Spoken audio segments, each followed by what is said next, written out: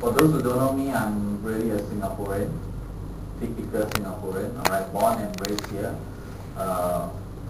for almost 28 years before I moved to the US. And then I spent about 15 years in the US and came back about 5 years ago. So if you add that out, I'm 48 years old. Alright? I don't look 48. Yeah, a lot of people say, wow, which weekend product you use, Danny, that makes you look so young? I say it's the check they send me every time. So money can make you look younger sometimes. I got a little bit of white hair. In fact, it's interesting because I think it's true, because when I joined Niken back in 1991, my whole reason for being involved in a network marketing company was because I was desperate to make money. Alright, at that time I was 31 years old and I was alone in the US, no family, no friends, and broke. And it's not fun being broke. How many been there before? Oh, you don't have to raise your hand, but you can, help. Still broke. Still broke. Being broke is not fun, alright? It's what I call pain in the pocket. Alright? Sometimes it's more painful than the physical pain. And sometimes because of that pain you get emotional pain. Then you end up having physical pain. So at that time my life was very difficult. I only had $1,000 left in my pocket, and just a very, very difficult time of my life, and I have to make a decision whether to come back to Singapore or stay in the United States and maybe find a job to do waiter, or but it was very difficult because I was really in love with America at that time and didn't want to leave the country, and also embarrassed to come back home to Singapore. Because before I left in 1988, everybody expected me to come back a multi-millionaire, right? Because America is like, a land of opportunity and it's so easy to make money there. But because of the recession, and it's interesting now because we are all going through this cycle, and I want to share with you a lot of things that can relate to what's happening now around the world. So at that time, the timing was very bad. And it was difficult to start a business again because, with $1,000 it's very difficult to start a business. So I was actually forced into network marketing because my brother Bobby introduced me and told me that if you want to stay, you want to start a business, that's the only business I know that you can get involved with very little investment. Now at that time I was very skeptical, just like a lot of people here in Singapore. In America it's the same, alright? The response to network marketing and our perception of network marketing is the same around the world. And I was one of those who are very skeptical because I've heard of all those horror stories of how people end up getting burned, buying a lot of products, and end up, being the different pyramid scams, and people end up losing friends and family and money more than I hear people making money. So, and I don't understand the concept, really, at that time. And I was encouraged to understand it more by reading more books. So that's the only thing that I had, all right? You are very lucky now because there's more exposure and there's more things written about network marketing. So now you are able to compare what is the real deal and what is, a scam. And at that time I was alone, but I was able to get some really good books out there that helped me start my journey in this industry.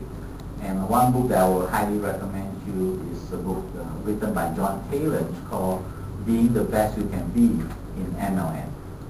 Alright? And read the book. Alright? And that book, in fact, John does a lot of training around the United States on network marketing, and has helped a lot of people achieve success in this industry through his training. And that book became my guide, alright, on how to build a solid network marketing organization and how to become financially successful and financially independent. And I would love for you to really, because John also get a copy. I would really love for you to get a copy that he has written specially for Nikken Consultant. In fact, there's a Nikken edition of this book, all right, where he talks about why in the end he ended up being a consultant in Nikken. And he went and became a diamond. Yes. Was he a royal diamond? No. No, right? He went out and became a diamond, and became a very good friend of our most of the leaders in the United States. So anyway, that's how I got started, just by reading and checking out more about this industry. And I became very excited about the concept of network marketing. So I was the only few people out there, maybe the 30% you're looking for, that was already excited to become a network marketer. Okay? I was very excited. So I make myself available for people to sign me up. Really? It's different, right? Down here you're, why am I here? Who invited you here? How many of you are new here for the first time? Oh, good. So most of you are already a consultant. Not yet, not everyone. Who has trouble leaving up your hand? Don't worry, we won't lock the door. But anyway, I encourage you because at that time, my approach was very different. I was already excited about the concept. I was very excited about the industry of network marketing. But I was looking for the right vehicle. Alright? So that is very important because I really understand why certain people fail and why certain people succeed in this industry. To me, I must find that right vehicle. Finding that right vehicle was not easy. So I started attending different opportunity meetings like this. Alright, this is slightly different because we want the consultant to be more involved in this training and this talk. But basically, what I did was I went to Amway meeting.